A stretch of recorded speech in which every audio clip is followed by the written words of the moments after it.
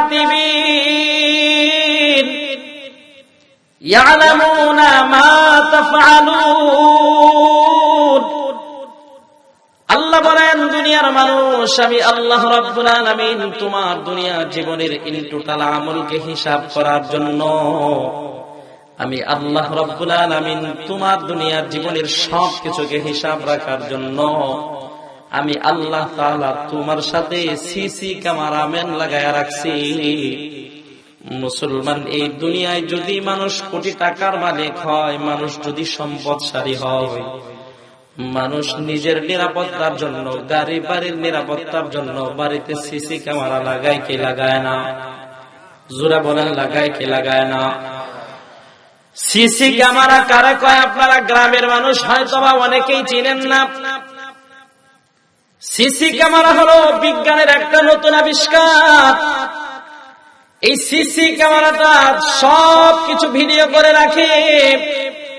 মালিক চিন্তা করে, আমি কয়েক কোটি টাকা খরচ করে বাড়ি বানাইলাম, আমি যদি আমার এই বাড়িতে 1 মাস 2 মাস অনুপস্থিত থাকি, যদি বাড়ির কোনো খোঁজ খবর না নিতে পারি, আমি যখন বাড়িতে ফিরব তখন আমার এই বাড়িতে লাগানো সিসি ক্যামেরা আমাকে আমার বাড়ির সম্পর্কে সব রিপোর্ট দিবে, সবগুলো তথ্য দিবে।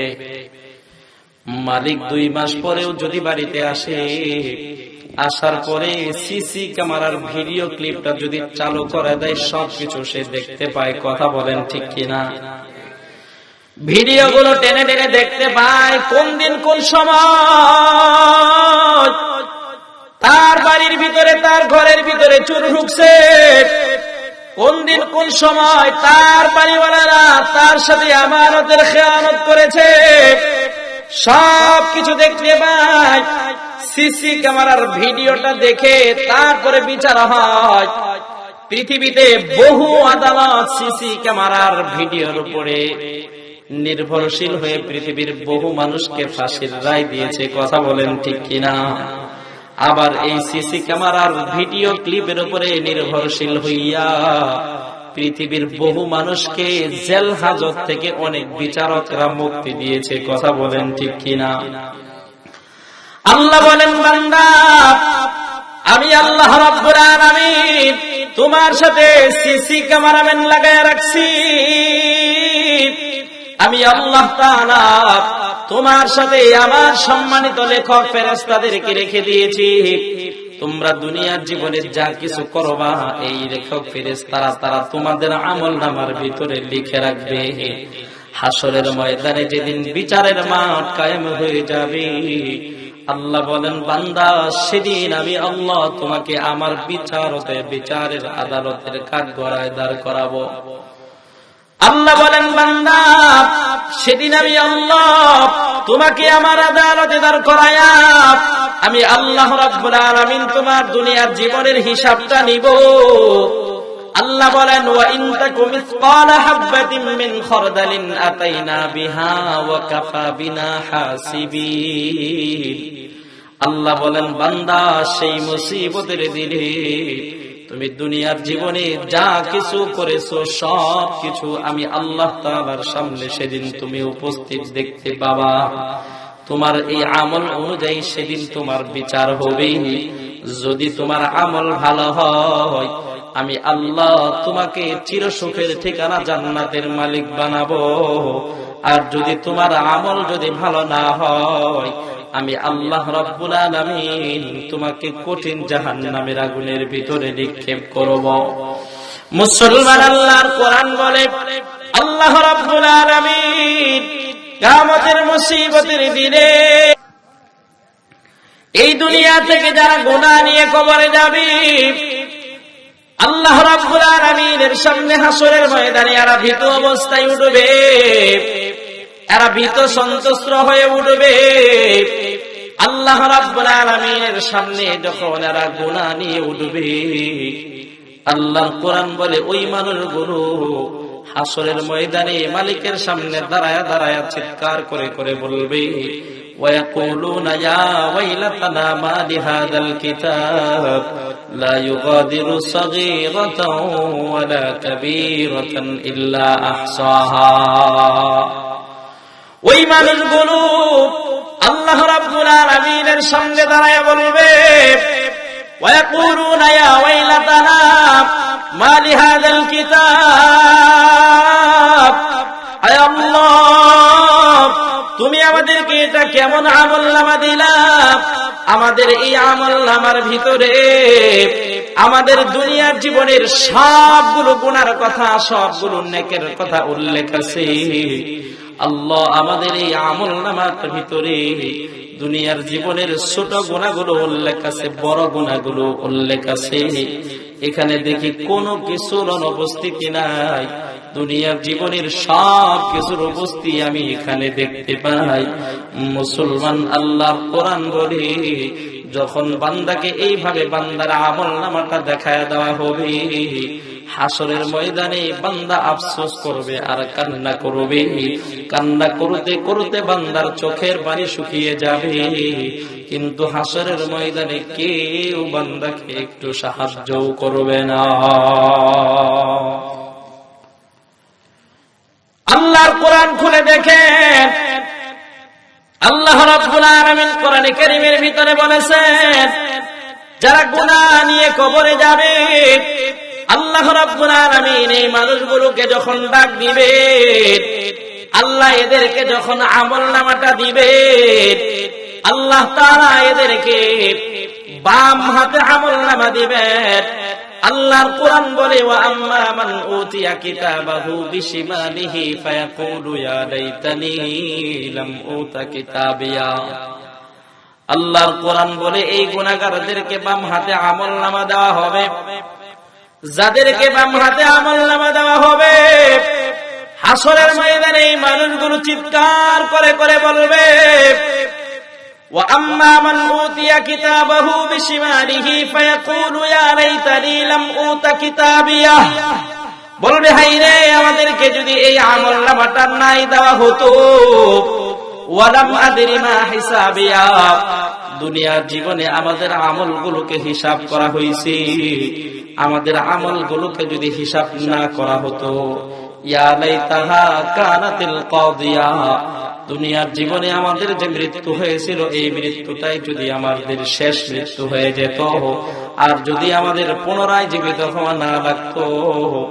মা আগনা আন্নি মালিয়া, হায়রে দুনিয়ার জীবনে কত সম্পদ কামাইছিলাম, কত অর্থ কামাইছিলাম, কত টাকা পয়সা জমা করেছিলাম, আজকের এই হাসরের ময়দানে আমার এই টাকা পয়সা আমার কোনো উপকার করতে পারলো না। হালাকান্নি সুলতানিয়া, মানুষগুলো চিৎকার করে করে বলবে, দুনিয়ার জীবনে ক্ষমতার মালিক ছিলাম, টাকা পয়সার অভাব ছিল না, আজকে আমার এই হাসরের ময়দানে আমার ক্ষমতাও কোনো কিছু আমার উপকার করতে পারলো না, আমার ক্ষমতাটাও ধ্বংস হয়ে গেল। মুসলমান, এইভাবে মানুষ এই কথাগুলো বলে বলে হাসরের ময়দানে চিৎকার করবে। আল্লাহর নবী বলেন, ওই সময় ওই বান্দার সামনে কেউ দাঁড়াবে না। মুসলমান, একটু মনোযোগ দিয়ে শুনেন, লম্বা চোরা কোনো আলোচনা না, সংক্ষিপ্ত আকারে একটু আপনাদেরকে আমি বুঝায়া যেতে চাই। এই দুনিয়ার জীবনে আমোদ ফুর্তি করলাম, দুনিয়ার জীবনে জেনে শুনে না জেনে না বুঝে কত গুনাহ করলাম। মুসলমান, এই দুনিয়া থেকে যদি একটা গুনাহ নিয়ে ওই কবরের ভিতরে যায়, আল্লাহ রাব্বুল আলামিন গুনাহগারদের জন্য কবরের ভিতরে কেমন শাস্তির ব্যবস্থা করে রাখছে। আল্লাহ নবী বলেন, এই দুনিয়া থেকে যারা গুনাহ নিয়ে কবরে যাবে, এই মানুষগুলোকে যখন কবরের ভিতরে রাখা হবে, কবরটাও তাদের সাথে ভালো ব্যবহার করবে না। আল্লাহর নবী বলেন, গুনাহগারকে কবরে রাখার সাথে সাথে কবরের ডান পাশের মাটি একটা এমন জোরে চাপ মারবে, একটা চাপের কারণে ডান পাজরের হাড়গুলো ভেঙে বাম পাজরের ভিতরে ঢুকে যাবে। আল্লাহর নবী বলেন, বাম পাজরের কবরের মাটি এমন জোরে চাপ দেবে, এমন জোরে চাপ,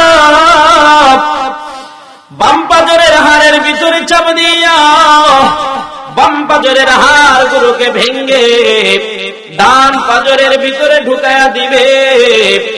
আল্লাহর নবী বলেন এরপরে যখন ওই বান্দাকে হাসরের ময়দানে উঠানো হবে, ওই বান্দাকে যখন আমলনামাটা দেওয়া হবে, ওই বান্দার প্রতিদান যখন দেওয়া হবে, আল্লাহর কোরআন বলে ওই সময় আল্লাহ রাব্বুল আলামিন এই গুনাহগার বান্দাকে যে আমলনামাটা দিবেন, এটা স্বাভাবিকভাবে সম্মানের সাথে ডান হাতে দিবেন না। আল্লাহর নবী বলেন ওই বান্দার বাম হাতের ভিতরে আল্লাহ তাআলা আমলনামাটা উঠায়া দিবেন। ওই বান্দার বাম হাতটাকে নিয়ে এইভাবে পিছনের দিক থেকে ঘোরায়া আল্লাহর নবী বলেন এই যে বুকের সাথে বরাবর একটা ছিদ্র করে আল্লাহ তাআলা বাম হাতটাকে সামনের দিকে আনবেন। আল্লাহ রাগান্বিত হইয়া আল্লাহর কুদরতি বাম হাত দিয়া ওই গুনাহগার বান্দার হাতের ভিতরে মুসলমান আমলনামাটা ধরায়া দিবে। মুসলমান আপনার আমার দুনিয়া জীবনের ইন টোটাল আমলকে হিসাব করার জন্য আল্লাহ রাব্বুল আলামিন একটা না দুইটা না 99টা ডায়েরি আমার আল্লাহ বানায়া রাখছেন। ওই ডায়েরি গুলোর ভিতরে আপনার আমার দুনিয়ার জীবনের সবগুলো আমলের কথা উল্লেখ থাকবে।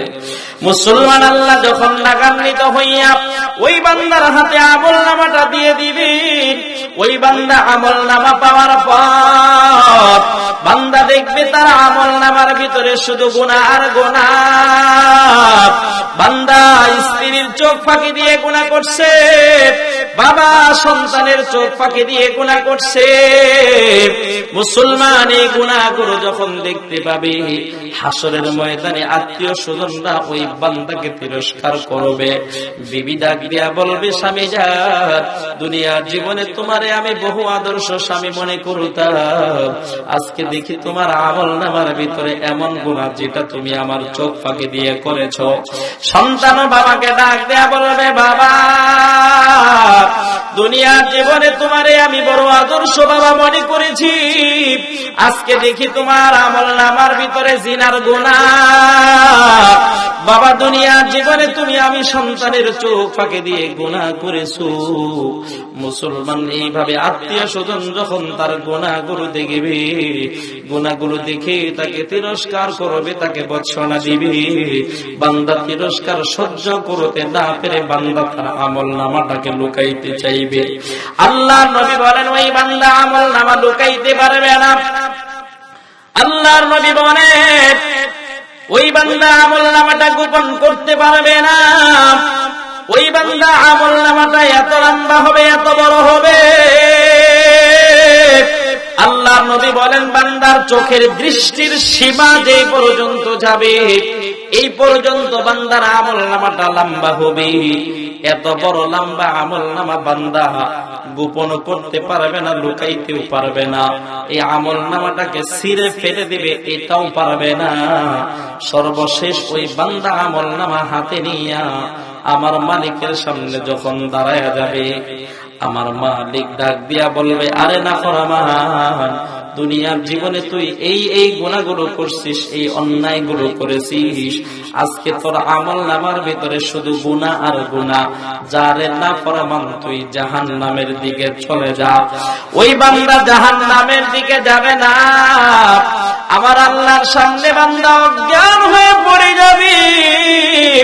আল্লাহ রাব্বুল আলামিন ওই সময় বান্দার জ্ঞানটা ফিরিয়ে দিবে। আল্লাহ বান্দার জ্ঞান ফিরিয়ে দেওয়ার পর আল্লাহ একদল ফেরেশতাদেরকে ডাকবেন।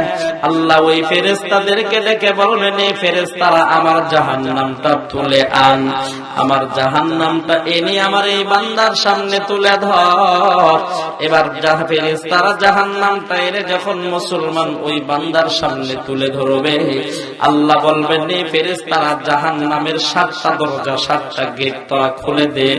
ওই বান্দা যখন এই 7টা দরজা দিয়া জাহান্নামের দৃশ্যটা দেখবে, আল্লাহর নবী বলেন সাথে সাথে বান্দা হাসরের ময়দানে দৃশ্যটা দেখে অজ্ঞান হয়ে পড়ে যাবে।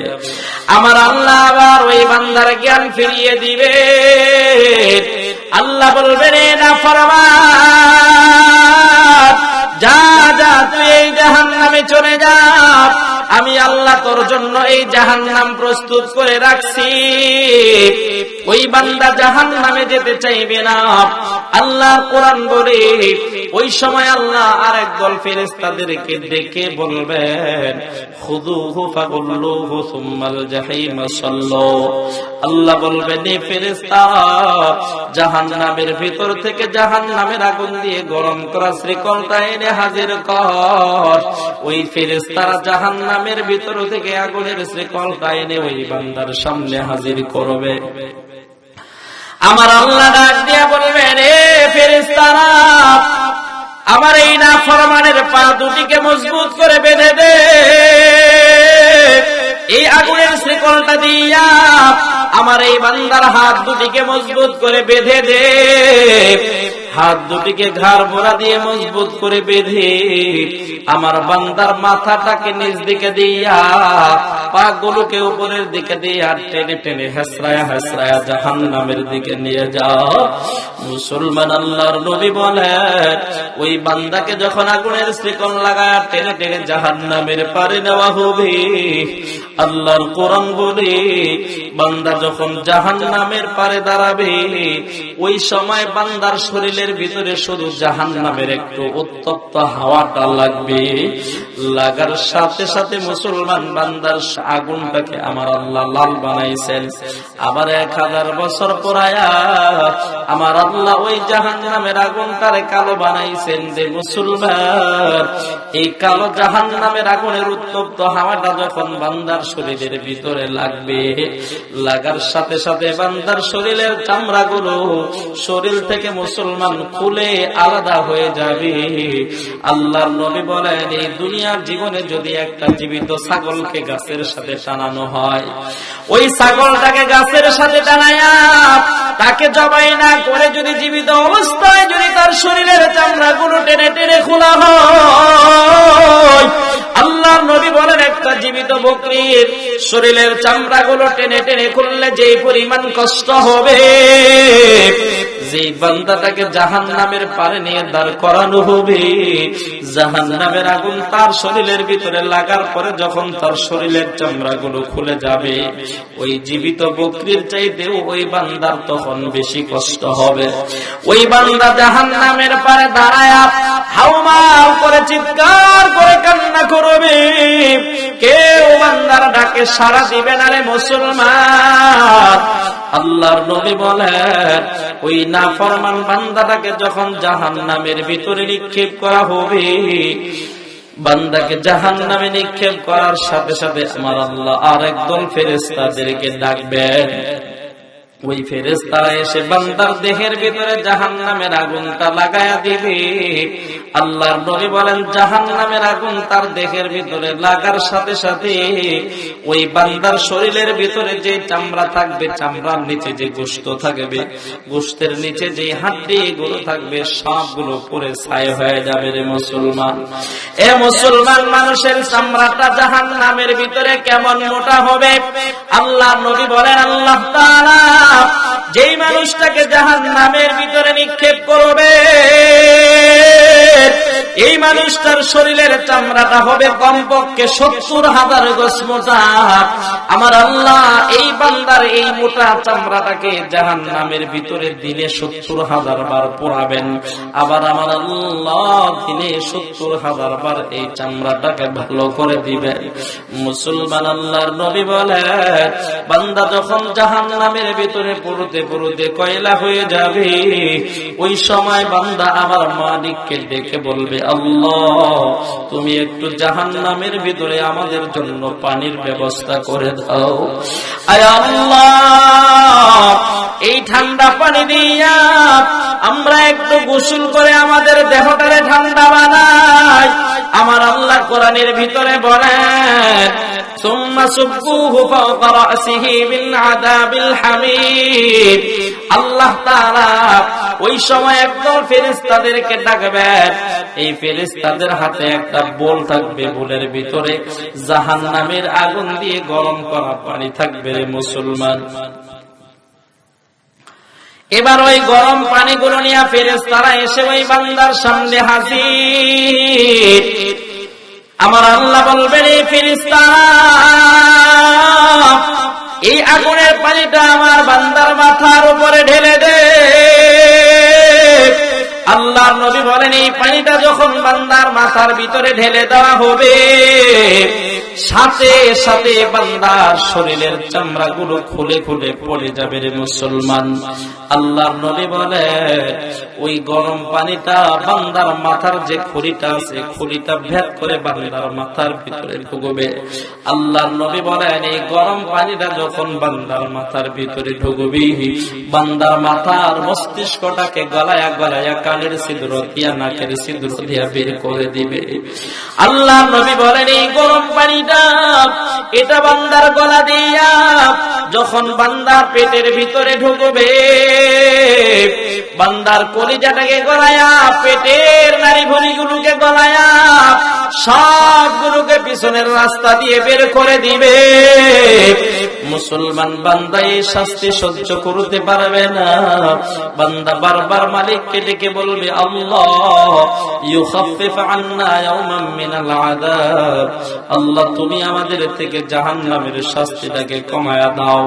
আল্লাহ বলেন, ফাযুকু ফালান নাযীদাকুম ইল্লা আযাবা, আল্লাহ বলবেন, না রে নাফরমান, আজকে জাহান্নামের শাস্তি কমানো হবে না, আজকে জাহান্নামের ভিতরে তোমার শাস্তি শুধু বাড়ায় দেওয়া হবে, বাড়ায় দেওয়া হবে। তুমি এই জাহান্নামের শাস্তি আস্বাদন করতে থাকো, জাহান্নামের শাস্তি তুমি পেতে থাকো। মুসলমান ওই বান্দা জাহান্নামের আগুনের ভিতরে পড়তে পড়তে কয়লা হয়ে যাবে।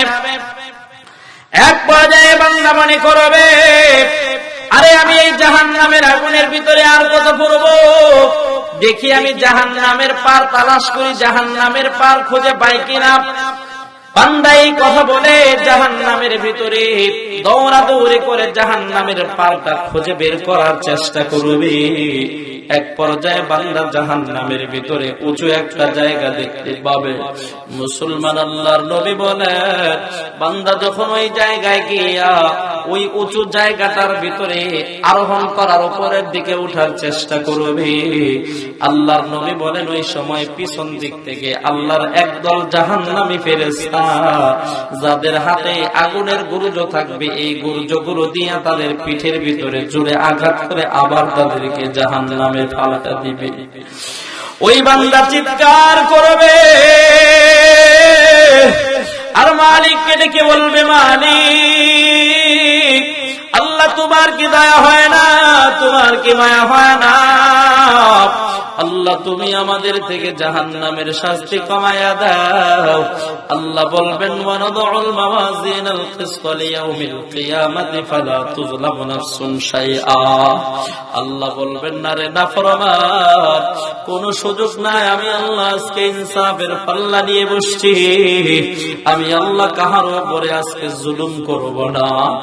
মুসলমান ওই সময় বান্দা জাহান্নামের ভিতরে দৌড়াদৌড়ি শুরু করবে। বান্দাকে জাহান্নামের ভিতরে নিরাপদে বেঁধে পিটানোর জন্য আল্লাহ আরেক দল ফেরেশতাকে ডাকবেন। আল্লাহর নবী বলেন, এই ফেরেশতারা কানে শুনবে না, চোখে দেখবে না, মুখে কথা বলতে পারবে না। এই ফেরেশতারা বিকট আকৃতির হবে, তারা বিকট বিরাট দেহওয়ালা হবে, শরীরের ভিতরে শুধু শক্তি দিয়ে ভরপুর করা থাকবে। আল্লাহ বলবেন, এই ফেরেশতারা জাহান্নামের শ্রীকলটা নিয়ে আয়। ওই ফেরেশতারা ওই সময় জাহান্নামের 70 গজ একটা লম্বা শ্রীকল নিয়ে ওই বান্দার সামনে হাজির হয়ে যাবে। মুসলমান আল্লাহর কোরআন বলে, সুম্মা ফি সিলসিলাতিন দারউহা 70 দিরাআন ফাসলুকু, আমার আল্লাহ ওই আগুনের শ্রীকলটাকে এই পরিমাণ লোহা দিয়ে বানাইছেন।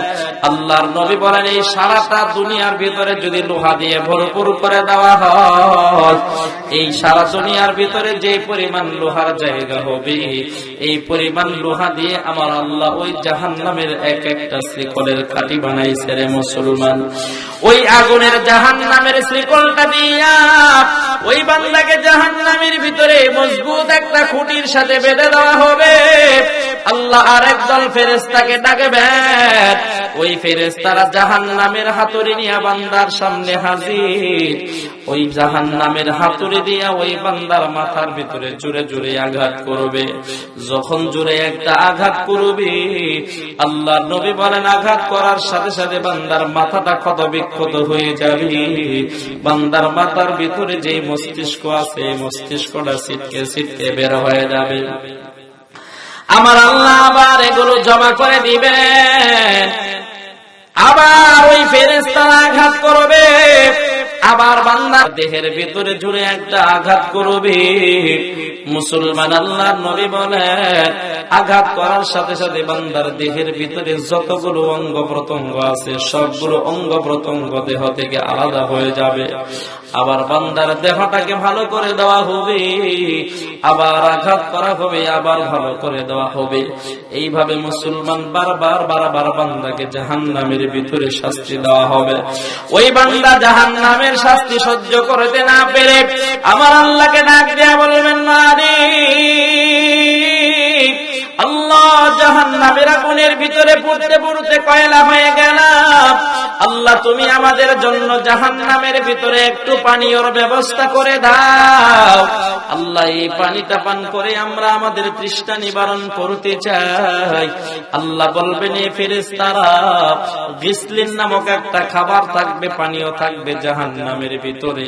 আল্লাহ ফেরেশতাদেরকে ডেকে বলবেন এ ফেরেশতারা, ওই যে জাহান্নামের খাবার, জাহান্নামের পানীয় যেগুলো পচা দুর্গন্ধযুক্ত রক্ত আর পোষ দিয়ে বানানো হবে, এই পচা দুর্গন্ধযুক্ত রক্ত আর পোষ গুলোকে জাহান্নামের আগুন দিয়ে গরম করে যখন একটা পেয়ালার ভিতরে দিয়ে ওই বান্দাকে পান করতে দেওয়া হবে, আল্লাহর নবী বলেন সেগুলোর ভিতরে থেকে এমন একটা উত্তপ্ত গরম হাওয়া বের হবে।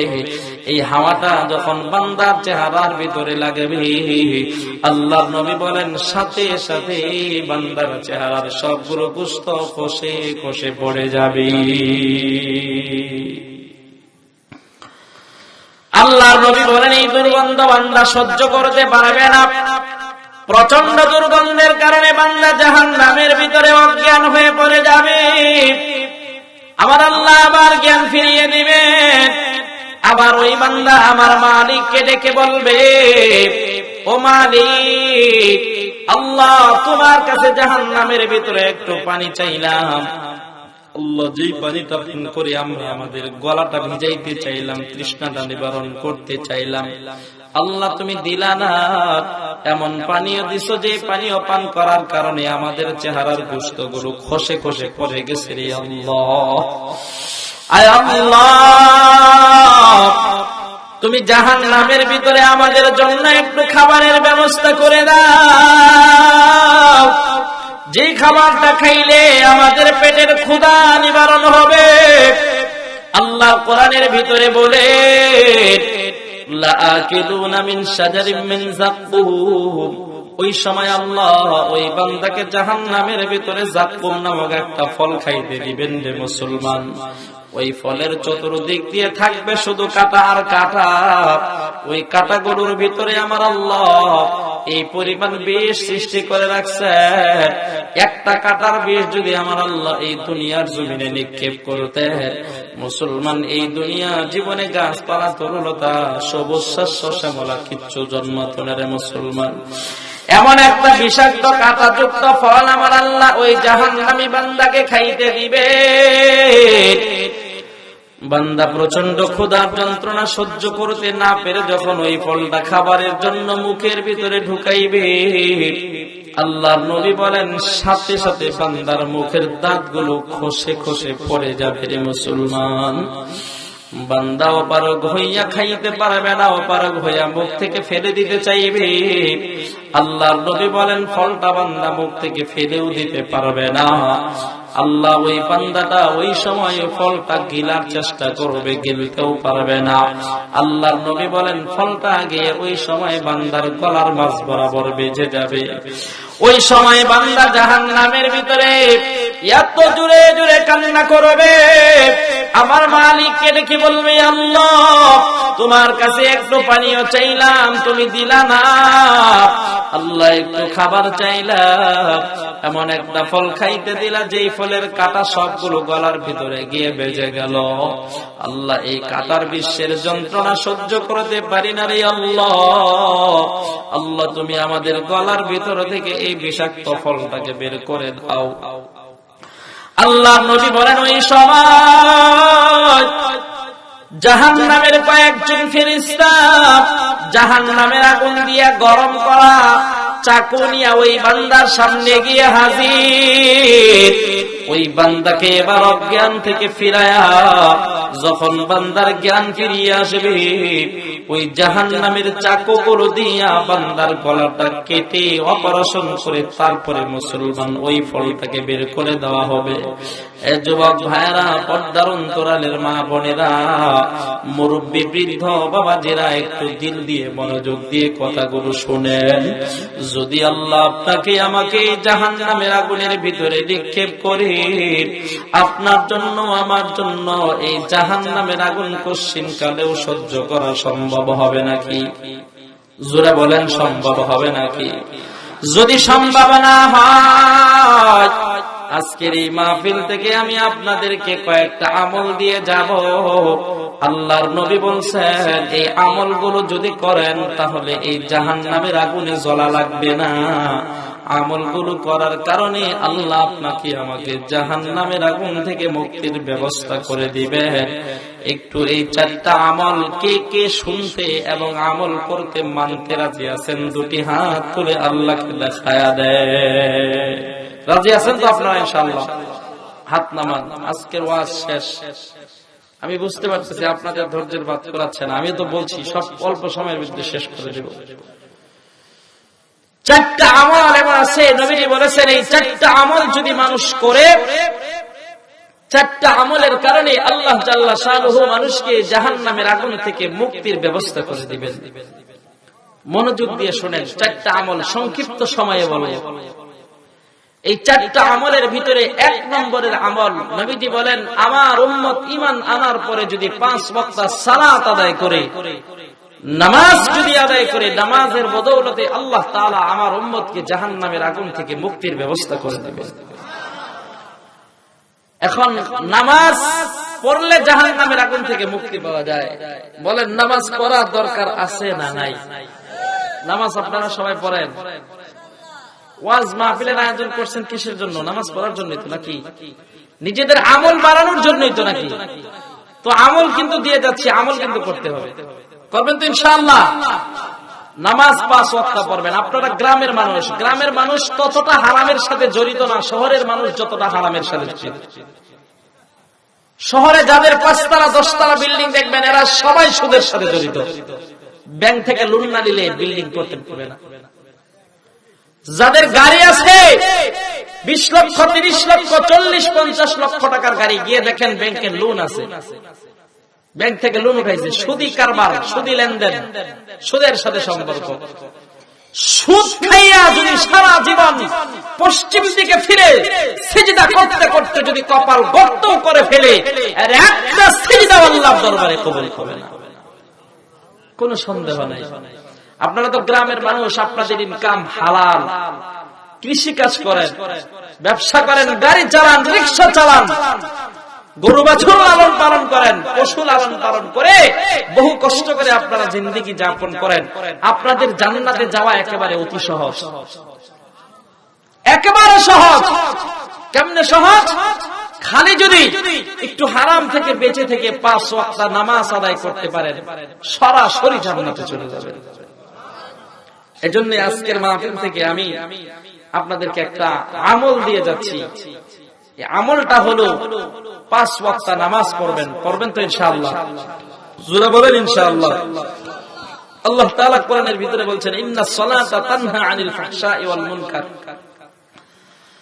যারা নামাজ পড়বে, আল্লাহ জাল্লা শানুহু নামাজের বদৌলতে এই মানুষগুলোকে দুনিয়ার সকল প্রকার অশ্লীল কাজ থেকে বাঁচায় রাখবেন। নামাজ তাদেরকে অশ্লীল কাজ থেকে বাঁচায় রাখবে।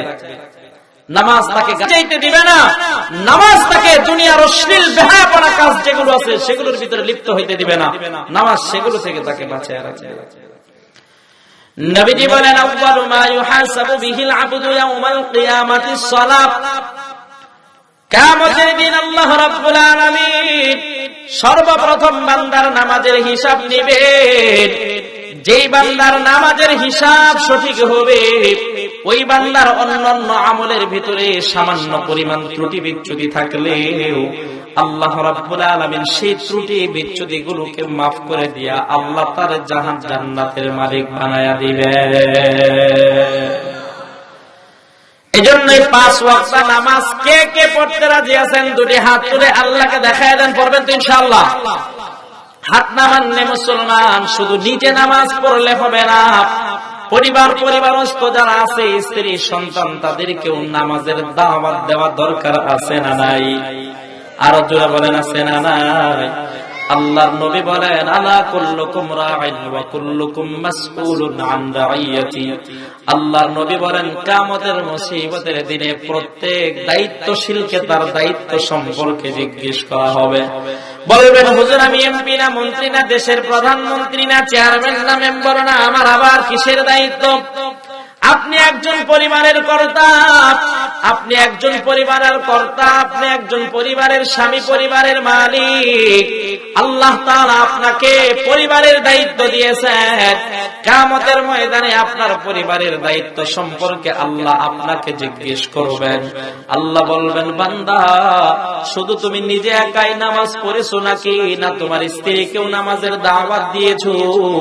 আল্লাহ বলবেন বান্দা ফজরের সময় তুমি একাই ঘুম থেকে উঠে মসজিদে গিয়েছো, কিন্তু তোমার সন্তান তোমার পাশের রুমে শুয়ে ঘুমাইছে, তুমি তার নামাজের জন্য ডাকো নাই।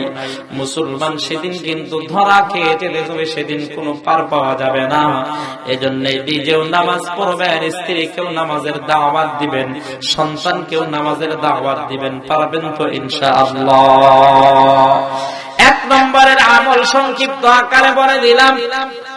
2 নম্বরের আমল, পয়গম্বর বলেন দুনিয়ার মানুষ যদি জাহান্নামের আগুন থেকে বাঁচতে চাও তাহলে দুনিয়ার যত প্রকার হারাম কাজ আছে, হারাম ইনকাম আছে, হারাম খাবার আছে, সবগুলোকে বর্জন করো। আল্লাহর নবী বলেন লা ইয়াদখুলুল জান্নাতা জাসাদুন গুযিয়া বিল হারাম। আল্লাহর নবী বলেন যার দেহের ভিতরে বিন্দু পরিমাণ হারাম ঢুকবে তার এই দেহটা আল্লাহর জান্নাতে ঢুকবে না। এজন্য এই মুসলমান যদি দেহটাকে জান্নাতে নিতে চান তাহলে হারাম থেকে বাঁচা দরকার আছে না নাই? আরো জোরে বলেন আছে না নাই? এখনো পর্যন্ত আপনারা যারা বসে আছেন আপনাদের কাছে একটা অনুরোধ করব, জীবনে কোনোদিন অশ্লীল গান শুনবেন না, পারবেন তো ইনশাআল্লাহ? জীবনে কোনোদিন যাত্রা নাটকে যাবেন না, পারবেন তো ইনশাআল্লাহ? জীবনে কোনোদিন সুদি কারবার করবেন না, পারবেন তো ইনশাআল্লাহ? জীবনে কোনোদিন অন্যের সম্পদ বিনা অনুমতিতে ধরবেন না, জীবনে কোনোদিন অন্যের হক মেরে খাবেন না, জীবনে কোনোদিন আইল ঠেলাঠেলি করবেন না, জীবনে কোনোদিন অন্যের জায়গা জমিন জবরদখল করবেন না, পারবেন তো ইনশাআল্লাহ? জোরে বলেন না ইনশাআল্লাহ? 2 নম্বরের আমল চলে গেল, এবার 3 নম্বরের আমল। আল্লাহর নবী বলেন আমার উম্মতেরা যদি জাহান্নামের আগুন থেকে বাঁচতে চাও দুনিয়া জীবনে তাহলে তোমরা আল্লাহর রাস্তায় একটু দান করবা, সদকা করবা। আল্লাহর নবী বলেন যারা দুনিয়া জীবনে দান করবে, সদকা করবে, আল্লাহ রাব্বুল আলামিন এই মানুষগুলোর মাঝে আর জাহান্নামের মাঝে একটা প্রাচীর নির্মাণ করে দিবেন, একটা দেওয়াল নির্মাণ করে দিবেন। আল্লাহর নবী বলেন জাহান্নামের আগুন ওই এই দেওয়ালটাকে ভেদ করে গিয়ে ওই বান্দাকে ধরতে পারবে না। এজন্যই আমাদের যার যে সামর্থ্য আছে এই সামর্থ্য অনুযায়ী আমরা আল্লাহর রাস্তায় কিছু কিছু দান করব তো ইনশাআল্লাহ? করবেন তো ইনশাআল্লাহ? কে কে করবেন হাত তুলেন, করবেন তো ইনশাআল্লাহ? হাত নামান, আমি কালেকশন করব না। 1 নম্বরের আমল কি বললাম? নামাজ, 5 ওয়াক্ত নামাজ পড়া। 2 নম্বর সকল প্রকার হারাম কাজগুলোকে বর্জন করা। তৃতীয় নম্বর দান সদকা করা। চতুর্থ নম্বর নবীজি বলেন যারা গুনাহ করে ফেলছে, শয়তানের ধোঁকা পড়ে, শয়তানের ওয়াসওয়াসায় পড়ে, শয়তানের ধোঁকায় পড়ে গুনাহ করার পর যদি আবার তার ভিতরে একটা অনুশোচনা চলে আসে যে আমি যে গুনাহ করলাম, এটা তো আমি অন্যায় করলাম, আমি তো আমার মালিকের সাথে গাদ্দারি করেছি, আমি তো আমার মালিককে ধোঁকা দিয়েছি, এটা ভেবে যদি বান্দা ওই গুনাহ থেকে খাস দিলে তওবা করে, আল্লাহ রাব্বুল আলামিন তওবার বদৌলতে বান্দাকে জাহান্নামের আগুন থেকে মুক্তির ব্যবস্থা করে দিবেন। তওবা করবেন তো ইনশাআল্লাহ। নবীজি বলেন আত-তাইবু মিনাদ যামবি কামান লা যামবা লা। যারা তওবা করে এরা নিষ্পাপের মতো হয়ে যায়। তওবা করার আগে, গুনাহ করার আগে বান্দার আমল যেমন, আমলনামা যেমন থাকে, তওবা করার পরে বান্দার আমলনামা তেমন পরিষ্কার হয়ে যায়। গুনাহ থাকে না বান্দার আমলনামায়। তওবা সকল প্রকার গুনাহ থেকে তওবা করতে পারবেন। আল্লাহ বলছেন কোরআনে ওয়াতুবু ইলাল্লাহি জামিআ আইয়ুহাল মুমিনুনা লাআল্লাকুম তুফলিহুন। কোরআনের বহু আয়াতে আল্লাহ বলছেন কুল ইয়া ইবাদিয়াল্লাযীনা আসরাফু আলা আনফুসিহিম লা তাকনাতু মির রাহমাতিল্লাহ ইয়া আইয়ুহাল্লাযীনা আমানু তুবু ইলাল্লাহি তাওবাতান নাসুহা। সবগুলো তওবার আয়াত, আল্লাহ তওবার কথাই বলছেন। হাদিসের মধ্যে আসছে নবীজি বলেন বান্দা যখন গুনাহ করার পরে আল্লাহর কাছে খাস দিলে তওবা করে, আল্লাহ রাব্বুল আলামিন তখন বান্দাকে maaf করে দিয়ে বান্দার দিকে তাকায় আল্লাহর কুদরতি চেহারা দিয়ে আল্লাহ তাআলা হাসতে থাকেন। সুবহানাল্লাহি ওয়া বিহামদিহি। এজন্য তওবা করবেন গুনাহ থেকে। জীবনে যা গুনাহ করেন, মিথ্যা কথা বলছেন, কবিরা গুনাহ, মানুষের নামে গীবত করছেন, শিকায়াত করছেন, চুগলখড়ি করছেন, বাটপারি করছেন, সিটারি করছেন, মানুষকে ধোঁকা দিবেন, সবগুলো কবিরা গুনাহ। এই গুনাহগুলো থেকে তওবা করবেন। পারবেন তো ইনশাআল্লাহ? জোরে বলেন ইনশাআল্লাহ। তওবা করার জন্য তিনটা শর্ত। এক নম্বর, যে গুনাহটার থেকে আপনি তওবা করবেন, গুনাহটা ছেড়ে দিতে হবে, গুনাহর উপরে আপনাকে লজ্জিত হতে হবে। তৃতীয় নম্বর, আযম বিল জজম করতে হবে যে আল্লাহ যতদিন এই দুনিয়ার জীবনে বাঁচবো আর জীবনে কোনোদিন এই গুনাহ করব না। এই তিনটা অবস্থা নিয়ে যদি আপনি তওবা করতে পারেন, আপনার তওবা আল্লাহর কাছে কবুল হবে। আরেকটা শর্ত আছে তওবার জন্য, আপনি আরেকজনের হক মেরে দিয়েছেন, এখন শুধু বাড়িতে বসে বসে কান্না করেন, কাম হবে না তওবা। আপনি যার হক মেরে দিয়েছেন তার হকটা আদায় করে দিতে হবে, অথবা তার কাছে গিয়ে মাফ নিতে হবে যে ভাই তুমি আমাকে মাফ করে দাও। বাস, এরপরে আপনি আল্লাহর কাছে গুনাহ থেকে তওবা করুন, আল্লাহ আপনাকে মাফ করে দিবেন। এই চারটা আমল আপনারা করবেন তো ইনশাআল্লাহ? যদি চারটা আমল করেন তা আমি বক্তাও সাকসেস, আপনারাও সাকসেস। আর যদি আমল না করেন, আমি বক্তার ওয়াজ করেও কোনো লাভ হলো না, আপনারা শুনলেন তাও লাভ হলো না। মাহফিলের মধ্যে, কোরআনের মাহফিলের ভিতরে কিছু আমল মানুষকে দেওয়া দরকার, যে আমলগুলোর উপরে মানুষ অটল অবিচল থাকবে। এর মানে আপনাকে আমি নামাজের একটা আমল দিয়ে গেলাম, আপনি যদি নামাজের উপরে আমলটা করেন তো আপনার লাভ হবে না লস হবে? বলেন না কেন, লাভ হবে না লস হবে? লাভ হবে। মুহতারাম, গেল চারটা আমল। আরেকটা সুন্নাহ, আমি আপনাদেরকে একটা সুন্নাত দাওয়াত দিব, একটা সুন্নতের দাওয়াত দিব। আপনারা এই সুন্নাতটা মানবেন তো ইনশাআল্লাহ? মানবেন তো ইনশাআল্লাহ? আলহামদুলিল্লাহ, আপনাদের সবাইকে দেখে ভালো দেখা যাচ্ছে, আপনাদের সবার মুখের ভিতরে, গালের ভিতরে দাড়ি আছে। আমার যে সমস্ত যুবক ভাইদের দাড়ি নাই, আপনাদের পায়ে হাত রেখে আমি বললাম আপনারা জীবনে কোনোদিন দাড়ি কাটবেন না, দাড়িটা রেখে দিবেন। পারবেন তো ইনশাআল্লাহ? দাড়ি এটা পুরুষের সৌন্দর্য। নবীজি সাল্লাল্লাহু আলাইহি সাল্লাম হাদিসে পাকের ভিতরে বলেছেন যে দাড়ি, নবীজি নিজেও রেখেছেন, সাহাবায়ে কেরামকে দাড়ি রাখতে বলেছেন। দাড়ি কাটা এটা কবিরা গুনাহ। দাড়ি কাটা কেমন কবিরা গুনাহ জানেননি? আপনি যদি চুরি করেন, যতক্ষণ চুরি করলেন ততক্ষণ আপনার আমলনামায় কবিরা গুনাহ লেখা হবে। মিথ্যা বললেন, মিথ্যা যতক্ষণ আপনি বলবেন ততক্ষণ আমলনামায় কবিরা গুনাহ লেখা হবে। আর দাড়ি কাটা এমন একটা কবিরা গুনাহ, আপনি দাড়ি কেটে যদি বাইতুল্লাহতে হজ করতে যান, হাদিসের মধ্যে আসছে নবীজি বলেন মান রাআ বাইতাল্লাহ গুফিরা লাহু মা তাকাদ্দামা মিন যামবি। নবীজি বলেন যারা শুধু বাইতুল্লাহ শরীফ মানে কাবা শরীফকে চোখ দিয়ে দেখবে, দেখার কারণে আল্লাহ তাদের গুনাহ মাফ করে দিবেন। বুঝেন নাই? কাবা শরীফের দিকে তাকাইলে আল্লাহ গুনাহ মাফ করে দেয়। নবীজি বলেন কাবা শরীফে আপনি তওয়াফ করতে গেছেন, তওয়াফ করতেছেন, ওই সময়ে যদি আপনার মুখের ভিতরে সুন্নতি দাড়ি না থাকে, আপনার আমলনামায় কবিরা গুনাহ লেখা হবে। রাতে ঘুমাইছেন, আমলনামায় কবিরা গুনাহ ফেরেশতারা লিখতেই থাকবে, লিখতেই থাকবে। দাড়ি কাটছেন, নামাজে দাঁড়াইছেন, ভালো কাজ, নেক কাজ, নামাজের ভিতরে ফেরেশতারা আপনার আমলনামায় কবিরা গুনাহ লিখবে। একটা কবিরা গুনাহর জন্য ৭০০০ বছর না কত হাজার বছর জাহান্নামে থাকতে হবে, এটা আল্লাহই ভালো জানেন। এজন্য যারা দাড়ি রাখেন নাই, আপনাদের পায়ে হাত রেখে বলবো আপনারা দাড়িটা রেখে দেবেন। দাড়ি এটা পুরুষের সৌন্দর্য, পুরুষের ভূষণ। নারীদের দাড়ি রাখলে কি সুন্দর দেখা যায়? যদি কোনো মেয়ে এর যদি আপনার যৌবন বয়সে দাড়ি উঠে, 18 বছর বয়সে দাড়ি উঠে, যদি আপনাকে বলা হয় দাড়িওয়ালা মেয়েটাকে আপনি বিয়ে করবেন? কথা বলেন না কেন? করবেন। মানে দাড়িটা তাদের জন্য সৌন্দর্য না, দাড়ির কারণে পুরুষের সৌন্দর্য বৃদ্ধি পাবে। এই কারণে আল্লাহ দাড়ি দিয়েছেন পুরুষদেরকে। এমন কোন নবী ছিল না যে নবীর দাড়ি ছিল না আর দাড়ি রাখা নেই। সমস্ত নবীদের দাড়ি ছিল, সমস্ত নবীরা দাড়ি রেখেছেন। এজন্য মুহতারাম, দাড়ি হলো পুরুষের সৌন্দর্য।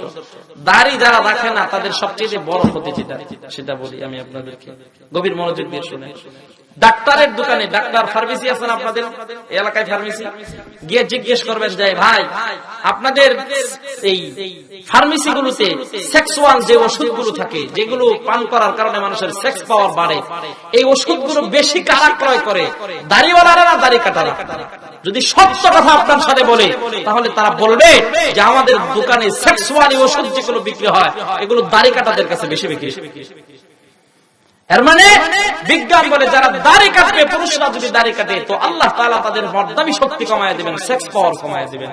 পৃথিবীর সবগুলো মানুষই চায় যে তার সেক্স পাওয়ারটা ঠিক থাকুক, তার দেহ, তার সবকিছু ভালো থাকুক, সেই স্ত্রীর সাথে একটু এনজয় করতে পারো, স্ত্রীকে একটু ভালোবাসা দিতে পারো, স্ত্রীর মনটা জয় করতে পারো। এটা কি আপনারা চান না?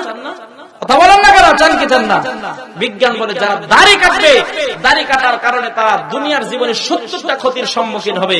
এর মধ্যে একটা হলো তাদের মর্দামি শক্তি কমে যাবে, সেক্স পাওয়ার কমে যাবে। পরীক্ষা করে দেখেন না, যারা দাড়ি কাটেন এখন দাড়িটা রাখেন, রেখে দেখেন যে হুজুর যে বললো, দেখি হুজুরের কথার সাথে আমার মিল আছে কিনা। এখন আর দাড়ি রাখার পরে দুইটা সময়ের ভিতরে কোন ধরনের ডিস্টেন্স আছে কিনা, পার্থক্য আছে কিনা। মুহতারাম, এটা দুনিয়াবি একটা ক্ষতির কথা বলে গেলাম, আর পরকালীন ক্ষতি তো আছেই। দাড়ি কাটলে কবিরা গুনাহ লেখা হবে, এই কারণে আপনাকে জাহান্নামের আগুনে জ্বলতে হবে। এজন্য আপনাদের কাছে অনুরোধ থাকবে আপনারা দাড়ি রাখবেন, পারবেন তো ইনশাআল্লাহ। এতিমখানা মাদ্রাসার উদ্যোগে আয়োজিত ইসলামী সম্মেলন, আগামীকালকে আরো বক্তারা যারা আছেন ওনারা মাদ্রাসা সম্পর্কে কথা বলবেন। এটার এই মাদ্রাসার প্রতি আপনারা লক্ষ্য রাখবেন, সুনজর রাখবেন, সুদৃষ্টি দিবেন। হাদিসের মধ্যে আসছে নবীজি সাল্লাল্লাহু আলাইহি ওয়াসাল্লাম বলেছেন, আনা ওয়া কাফিরুল ইয়াতীম কাহাতাইন। এইভাবে নবীজি আঙ্গুল দুটো ইশারা করে বলছেন, আনা ওয়া কাফিরুল ইয়াতীম কাহাতাইন। নবীজি সাল্লাল্লাহু আলাইহি ওয়াসাল্লাম বলেছেন যে আমি এবং এতিমের কাফিল, যে মানে এতিমের দেখাশোনা যে করে, এতিমের দায়িত্বশীল যারা হয়, নবীজি সাল্লাল্লাহু আলাইহি ওয়াসাল্লাম বলেন কিয়ামতের ময়দানে এই এতিমের দায়িত্বশীল আর আমি, মানে এইভাবে আমরা দুইজন একই সাথে জাহান্নামে যাব, জান্নাতে যাব। বলেন সুবহানাল্লাহ। এর মানে নবীজি বলেন যারা এতিমের দায়িত্ব নেবে, এতিমের দেখাশোনা করবে, সে আর আমি একসাথে জান্নাতে যাব। কত বড় কথা দেখছেন? হাদিসের মধ্যে আসছে, এরপরে কোরআনের ভিতরে আসছে, সূরা দুহা খুলে দেখেন, সব বিস্তারিত কথা বইলা আপনাদেরকে নাচায় নাচায় চলে গেলাম। এটা আমি আমার দিলকে বুঝাইতে পারবো না, এবং আমি মনে করবো যে আমি আল্লাহ তাআলা আমাকে যে ইলম দিয়েছেন, ইলমের খেয়ানত আমি আপনাদের সাথে করলাম, আমি এটা করতে পারবো না। আমি অল্প সময়ের ভিতরে আপনাদেরকে কিছু আমল দিয়েছি, এই আমলগুলো আপনারা করবেন তো ইনশাআল্লাহ? করবেন তো ইনশাআল্লাহ? আমার জন্য দোয়া করবেন, আল্লাহ তাআলা আমাকে যেন ভালো রাখেন, আমিও আপনাদের জন্য দোয়া করি। আল্লাহ তাআলা যেন আপনাদের এই মাহফিলটাকে পুরো এলাকার মানুষের জন্য হেদায়েতের জরিয়া বানায় দেয়। বলেন আমিন। আরো জোরে বলেন আমিন। আর কেউ আছে? দুরূদ শরীফ পড়েন, আস্তাগফিরুল্লাহ আস্তাগফিরুল্লাহাল্লাযী লা ইলাহা ইল্লা হুয়াল হাইয়ুল কাইয়্যুম ওয়া আতুবু ইলাইহি। اللهم صل على محمد وعلى آل محمد كما صليت على إبراهيم وعلى آل إبراهيم إنك حميد مجيد. اللهم بارك على محمد وعلى آل محمد كما باركت على إبراهيم وعلى آل إبراهيم إنك حميد مجيد. الحمد لله رب العالمين، الصلاة والسلام على سيد الأنبياء والمرسلين. ربنا ظلمنا أنفسنا وإن لم تغفر لنا وترحمنا لنكونن من الخاسرين. ربنا آتنا في الدنيا حسنة وفي الآخرة حسنة وقنا عذاب النار. رب العالمين, الله আমরা কতিপয় গুনাহগার গোলাম না খাস্তানা আলায়, আয় আল্লাহ এই গভীর রজনী পর্যন্ত আল্লাহ বহু কষ্ট করে, বহু ধৈর্য ধরে তোমার কালামুল্লাহর আলোচনা করলাম এবং শুনলাম। রব্বুল আলামিন, আল্লাহ তুমি আমাদের আজকের এই আশা বসা, আল্লাহ আজকের আলোচনা সবগুলো তোমার দরবারে তুমি কবুল ও মঞ্জুর করে নাও। রব্বুল আলামিন, আল্লাহ বিশেষ করে খাস করে আমরা যারা হাত তুললাম, আল্লাহ আমরা সবাই গুনাহগার, আল্লাহ জীবনে এমন কোন গুনাহ নাই করি নাই রে আল্লাহ। আয় আল্লাহ, গুনাহ করতে করতে আল্লাহ আমাদের হৃদয়টা কালো হয়ে গেছে। আল্লাহ আমরা যদি আমাদের গুনার দিকে তাকাই, আমাদের জাহান্নাম ছাড়া কোনো উপায় নাই রে আল্লাহ। আয় আল্লাহ, আমরা যদি আমাদের নেকির দিকে তাকাই, জান্নাতের আশাও করতে পারি না রে আল্লাহ। আয় আল্লাহ, জীবনে এত গুনাহ করছি আল্লাহ, গুনাহগুলো থেকে তোমার কাছে তওবা করতেও, তোমার কাছে ক্ষমা চাইতেও লজ্জা লাগে আল্লাহ। আল্লাহ, জীবনে যত গুনাহ করছি সবগুলো গুনাহ থেকে আজকে তওবা করলাম আল্লাহ। তুমি আমাদের তওবা কবুল করে নিয়ে অতীত জীবনের সবগুলো গুনাহ তুমি আমাদের